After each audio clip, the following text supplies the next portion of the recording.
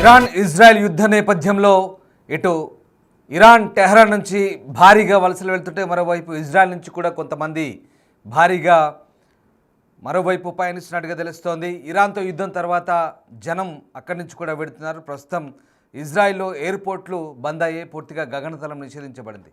దీంతో ప్రజలు సముద్ర మార్గాన్ని ఎంచుకుంటున్నారు. ఇజ్రాయెల్ నుంచి సముద్ర మార్గంలో సైప్రస్ వైపు వెళ్ళిపోతున్నట్టుగా తెలుస్తుంది. సైప్రస్ ఎయిర్పోర్ట్ నుంచి ఇతర దేశాలకు పయనమవుతున్నారు. దాదాపు 50,000 మంది ఇజ్రాయెల్ని వీడినట్లు ఇప్పటివరకు అంచనా. వెళ్ళిపోతున్న వారిలో టూరిస్టులు, ఇతర దేశాల ప్రజలు కూడా ఉన్నారు. సైరన్ మూతలతో నిద్రలేని రాత్రులు గడుపుతున్నామంటున్నారు. పరిస్థితులు చాలా ఘోరంగా ఉన్నాయంటూ టూరిస్టులు వాపోతున్న పరిస్థితి. ఈ నేపథ్యంలోనే చాలామంది ఇజ్రాయెల్ నుంచి తిరిగి సురక్షిత ప్రాంతానికి తరలి వెళ్తున్న దృశ్యాలు మనం చూస్తున్నాం. ముఖ్యంగా పొరుగున ఉన్నటువంటి సైప్రస్ దేశానికి సముద్ర మార్గంలో ఇజ్రాయెల్ నుంచి వెళ్తున్న దృశ్యాలు మనకు కనబడుతున్నాయి. ప్రస్తుతం మీరు చూస్తున్న దృశ్యాలు ఇజ్రాయెల్ నుంచి సైప్రస్ వైపు వెళ్తున్న దృశ్యాలు. సైప్రస్ ద్వీపానికి చాలామంది సముద్ర మార్గాన వెళ్ళి అక్కడి నుంచి ఇతర దేశాలకు తరలి వెళ్తున్నట్టుగా తెలుస్తోంది. చాలామంది వీళ్ళు టూరిస్టులు ఉన్నారు. ఇప్పుడు సరిగ్గా టూరిజం ఊపందుకుంటున్న వేళ ఇది సీజన్గా చెప్తున్నారు. ఈ నేపథ్యంలోనే ఇక్కడ ఇటు ఇరాన్ ఇజ్రాయెల్ మధ్య భారీ దాడులు కొనసాగుతున్నాయి. దీంతో అటు ఇరాన్లో టెహ్రాన్ నుంచి ఏ రకంగానైతే వలస వెళ్తున్న పరిస్థితితో ఇప్పుడు ఇజ్రాయెల్లో కూడా అదే పరిస్థితి కొనసాగుతుంది. ప్రధానంగా ఇజ్రాయెల్లో చాలామంది టూరిస్టులు, అలాగే ఇజ్రాయెల్ చెందినటువంటి స్థానికులు ఎవరైతే ఉన్నారో ప్రధానంగా హైఫా, అలాగే జెరూసలేం, టెల్ అవీవ్ వంటి నగరాల నుంచి ఎక్కువగా ఈ సైప్రస్ దీవులకు వెళ్తున్నట్టుగా సమాచారం అందుతుంది. అటు నుంచి మరికొన్ని పశ్చిమ దేశాల వైపు ప్రయాణిస్తున్నట్టుగా తెలుస్తోంది. మొత్తం మీద ఇటు టెహ్రాన్లో కూడా అదే పరిస్థితి. అక్కడ కూడా పూర్తిగా గగనతలాన్ని మూసివేయడంతో చాలామంది రోడ్డు మార్గం ద్వారా ఆర్మేనియా చేరుకున్నట్టు నుంచి ఈ శ్రీలంక, భారత్, అలాగే నేపాల్ చెందిన చాలామంది విద్యార్థులు కావచ్చు, పౌరులు అక్కడి నుంచి ఇక నేరుగా ఇండియా బయలుదేరుతున్నారు. సో ఇప్పుడు ఇజ్రాయెల్లో కూడా ఇదే పరిస్థితి. అక్కడి నుంచి కూడా వేలాది మంది టూరిస్టులు బయలుదేరుతున్న దృశ్యాలు అయితే మనకు కనబడుతున్నాయి. ప్రధానంగా సైప్రస్ను కలుపుతూ సముద్ర మార్గం ఇజ్రాయెల్కు ఉంటుంది. సో సైప్రస్ ద్వీపం అనేది ఇప్పుడు రవాణా కేంద్రంగా మారడంతో వేలాది మంది ప్రజలు అక్కడ గుమిగూడిన దృశ్యాలు అయితే మనకు కనిపిస్తున్నాయి. ఇజ్రాయెల్ దేశానికి తిరిగి రావడానికి ప్రయత్నించే వారికి కూడా, అలాగే మధ్యప్రాచ్యం నుంచి పారిపోవడానికి కూడా ఇదొక మార్గంగా చెప్తున్నారు. ఇజ్రాయెల్కి వెళ్ళడానికి, అలాగే అట్నుంచి మళ్ళీ ఇజ్రాయెల్ నుంచి ప్రాణభయంతో బయటికి పారిపోయే వారికి, లేదంటే ఆల్రెడీ ఇజ్రాయెల్ను వీడి సైప్రస్కు చేరుకున్న వారికి తిరిగి స్వదేశానికి చేరుకోవడానికి ఇదొకటే రవాణా మార్గంగా చెప్తున్నారు. వారికి ఇప్పుడు ఈ కీలకమైన జంక్షన్ అయిన లార్నాకా ఎయిర్పోర్టే ఇప్పుడు కీలకమైన జంక్షన్గా మారుతోంది సైప్రస్లో. సో సముద్ర మార్గం గుండా ఇజ్రాయెల్ నుంచి సైప్రస్ చేరుకున్న వాళ్ళు ఈ లార్నాకా ఎయిర్పోర్ట్ నుంచి తిరిగి ఇతర దేశాలకు పయనమవుతున్నారు. అలాగే ఇతర దేశాల నుంచి లార్నాకా ఎయిర్పోర్ట్కు చేరుకొని అటు నుంచి మళ్ళీ ఇజ్రాయెల్కి చేరుకోవడానికి కూడా చాలామంది ప్రయత్నిస్తున్నారు. ఇప్పుడు ఇది కీలక జంక్షన్గా మారుతుంది. అంటే స్వదేశాలకు తిరిగి రావడానికి, స్వదేశం నుంచి బయటకు వెళ్ళిపోవడానికి ప్రస్తుతం ఇది ఒక జంక్షన్గా మారింది. దీంతో చాలామంది ఇబ్బందులు పడుతున్న పరిస్థితి. ఈ కష్టాలకు సంబంధించి ప్రస్తుతం అంతర్జాతీయ మీడియాలో కొన్ని వార్తా కథనాలు అయితే వస్తున్నాయి. ఇది మరింత భరించలేనిగా మారుతుంది. రాకెట్లు మా ప్రాణాలకు ముప్పు కలిగిస్తున్నాయంటూ పోర్చుగల్, స్పెయిన్ నుంచి వచ్చినటువంటి దాదాపు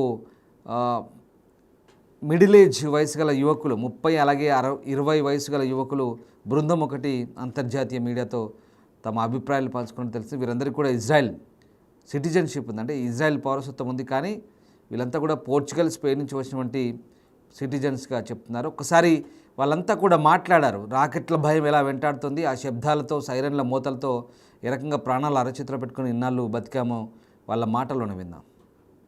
I'm heading home, heading back to New York. So we'll see what happens. Hopefully we're back by tonight. Got to get some sleep. You know, it's been a long 72 hours for us. The cruise was great. Everything about it was awesome, but it's time to go home. Right now, I'm very happy to be in Cyprus and get home safe to my family. In Israel, it's very scary. We didn't sleep for nights on end. We were all very exhausted. And this is a sigh of relief. In Israel, I was very afraid. I was never used to anything like that, sirens or missiles or anything. New York is pretty much very safe, and it was very new to me. I wanted to say on behalf of everyone here how grateful we are for the rescue, for the enormous efforts that have been made to get us out, and that we recognize that we're some of the luckiest people in the world. And right now there are millions of people who are either trapped in war zones or who are fleeing through ways that are much, much more dangerous than what we're doing. And that I'm thinking of people in Israel, in Gaza, in Iran, in Syria, in every unsafe place around the world, and I hope that everyone one day has access to the kind of resources that we've been given here and a chance for safety and freedom. The first few days were fun. We're all having fun.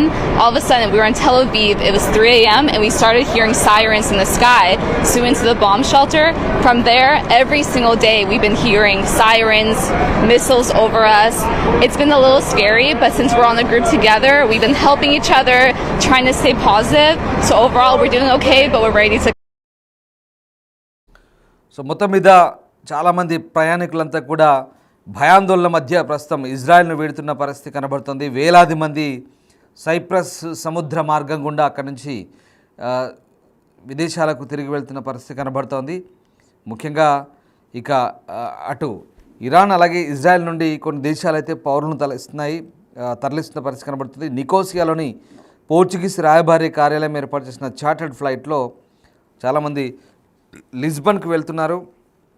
ఆ విమానం Portuguese జాతీయులతో వారి పార్ట్నర్స్తో కలిసి బంధువులతో కలిసి బయలుదేరింది. అలాగే ఒకరు cypress సంబంధించినటువంటి మీడియాతో కూడా మాట్లాడారు. సైప్రస్ ద్వీపానికి తాము ఎంత దూరం ప్రయాణించారో వివరించిన పరిస్థితి. మొదట ఇజ్రాయెల్ నుంచి ఈజిప్ట్ పట్టణమైన టాబాకు బస్సులో తీసుకెళ్లారని, అది ఇజ్రాయెల్ సరిహద్దుకు పక్కన ఉన్న సినాయి ద్వీపకల్పంలో ఉందని చెప్తున్నారు. ఇజ్రాయెల్ నగరం ఐలాట్ నుండి కేవలం 11 కిలోమీటర్ల దూరంలో ఉందని చెప్తున్నారు. అలాగే టాబా నుంచి ఈ బృందాన్ని షర్మ్ ఎల్ షేక్కు తీసుకెళ్లారని, అక్కడ వారు సైనిక విమానం ఎక్కి సైప్రస్కు వెళ్లారని చెప్తున్నారు. సో అలాగే మరొక యూత్ కెనడియన్ ఒక ట్రావెలర్ చెప్తున్నారు, తాను ప్రయాణిస్తున్న సంస్థ బర్త్ రైట్ ఇజ్రాయెల్ ఏర్పాటు చేసిన ప్రైవేట్గా ఒక వ్యవస్థీకృత క్రూయిజ్లో క్రౌన్ ఐరిస్లో 2 రోజుల క్రితం ఈ లార్నాకాకు చేరుకున్నాడని చెప్తున్నాడు. సో రకంగా అంటే వివిధ దేశాలకు చెందినటువంటి వివిధ మతాలకు చెందినటువంటి ప్రజలంతా కూడా అక్కడి నుంచి ఏదో ఒక మార్గం గుండా వెళ్తున్నారు. కొంతమంది ఈజిప్ట్ చేరుకుంటున్నారు, కొంతమంది బస్సుల ద్వారా ఈజిప్ట్ చేరుకుంటున్నారు, కొంతమంది సైప్రస్ చేరుకుంటున్నారు సముద్ర మార్గాల ద్వారా. ఎందుకంటే విమానం మొత్తం గగనతలం మూసింది కాబట్టి ఏ దారి ఉంటే ఆ దారిలో వెళ్తున్నట్టుగా మనకు ఈ సమాచారాన్ని బట్టి అర్థమవుతుంది. అలాగే యునైటెడ్ స్టేట్స్, కెనడా, ఆస్ట్రేలియా పౌరులైతే దాదాపు 1500 మంది కూడా ఇజ్రాయెల్లోని ఈ ఆస్ట్రోడ్ ఓడరేవు నుంచి బయలుదేరి క్రౌన్ ఐరిస్ అనే క్రూయిజ్ షిప్లో లార్నాకా ఓడరేవు చేరుకున్నట్టుగా తెలుస్తోంది. సో ఇవన్నీ చూస్తుంటే అంటే ఇప్పుడు మేము మీకు చెప్తున్న ఈ సమాచారాన్ని బట్టి ఒకసారి అర్థం చేసుకోవచ్చు. ఇజ్రాయెల్లో ఉన్న టూరిస్టులు అమెరికన్స్ కావచ్చు, పోర్చుగీస్ కావచ్చు, కెనడియన్స్ కావచ్చు, కొంతమంది అక్కడి నుంచి వచ్చి ఇజ్రాయెల్లో స్థిరపడి ఇజ్రాయెల్ సిటిజన్షిప్ తీసుకున్న వాళ్ళు ఉన్నారు, లేదంటే ఇజ్రాయెల్ చెందినటువంటి దేశస్తులు కూడా ఉన్నారు. వీళ్ళంతా కూడా రకరకాల మార్గాల ద్వారా వెళ్తున్నారు. వాళ్ళంతా కూడా ఈ లార్నాకా అనేది ఒక జంక్షన్ లాగా తయారైంది. వాళ్ళందరూ కూడా అక్కడ తీసుకెళ్తున్నారు. అక్కడి నుంచి మళ్ళీ పారాలిమ్ని అనే ప్రదర్శన తీసుకెళ్లారు. సో ఆ రకంగా ఇజ్రాయెల్ నుంచి బయలుదేరడానికి మొదటిసారి ప్రయత్నించి సో అక్కడ 9 ఫ్లైట్లలో వెళ్దామనుకున్నారు కానీ అవన్నీ రద్దయినాయి. సో అటు నుంచి ఈ లార్నాకా సైప్రస్ వెళ్ళడం, అక్కడి నుంచి రకరకాలుగా డిస్పర్స్ అవుతున్నారు. కెనడా వెళ్తున్నారు, అమెరికా వెళ్తున్నారు, పోర్చుగీస్ వెళ్తున్నారు. సో ఆ రకంగా ఇప్పటికే ఈ టెల్ అవీవ్లోని కెనడియన్ రాయబారి కార్యాలయం అయితే కొన్ని వాళ్ళకు సంబంధించినటువంటి సౌకర్యాల విషయంలో ఇప్పటికే వాళ్ళ పౌరులతో మాట్లాడుతున్నట్టుగా తెలుస్తోంది. సో ఆ రకంగా చాలామంది వెళ్తున్నారు. అటు నుంచి మళ్ళీ తిరిగి వచ్చేందుకు కూడా అదొక పెద్ద జంక్షన్గా మారుతున్న పరిస్థితి కనబడుతుంది. సో మొత్తం మీద సరిహద్దులు దాటి ఇటు దక్షిణ ఇజ్రాయెల్లో ఐలాట్ నుంచి వెళ్తున్నారు, తిరిగి ఐలాట్కు చేరుకుంటున్నారు. ఒకసారి మనము లార్నాకా ఎయిర్పోర్ట్ సంబంధించినటువంటి కొన్ని అరైవల్స్ అండ్ డిపార్చర్స్ సంబంధించిన బోర్డు ఒకటి చూద్దాం. ప్రస్తుతం ఇది ఈ లార్నాకా పోర్టు హార్బర్, అది జంక్షను, అటు నుంచి మళ్ళీ ఫ్లైట్కి సంబంధించిన దృశ్యాలు. ఎస్, ఇది లార్నాకా సంబంధించినటువంటి ఓడరేవు, అలాగే ఇది ఎయిర్పోర్టు. సో ఇది సైప్రస్లోని ఒక సెంటర్, మెయిన్ సెంటర్, ఇజ్రాయెల్కు కనెక్ట్ చేస్తుంది. ఇది చూడండి, చాలా వరకు కూడా ఫ్లైట్లన్నీ క్యాన్సిల్ అయినాయి. అది ఇజ్రాయెల్ టెల్ అవీవ్ సంబంధించిన డిపార్చర్స్ అలాగే అరైవల్స్ అన్నీ కూడా క్యాన్సిల్ అయిన దృశ్యాలు అవి. అటు నుంచి చాలామంది ఈ విదేశీ పౌరులంతా కూడా ఇప్పుడు సముద్ర మార్గంలో వెళ్తున్నారు. సో మొత్తం మీద ఇరాన్లో ఏ రకంగానైతే భయంకర పరిస్థితులు ఉన్నాయి, ఇజ్రాయెల్లో కూడా అదే పరిస్థితులు ఉన్నాయి. ఎందుకంటే ఇరాన్ కూడా భీకర దాడులు చేస్తుంది, చాలా పెద్ద పెద్ద మిసైల్స్తో అటాక్ చేస్తుంది. కాబట్టి చాలామంది అక్కడి నుంచి సురక్షిత ప్రాంతానికి తరలి వెళ్తున్న దృశ్యాలే ప్రస్తుతం మనం చూస్తున్నాయి.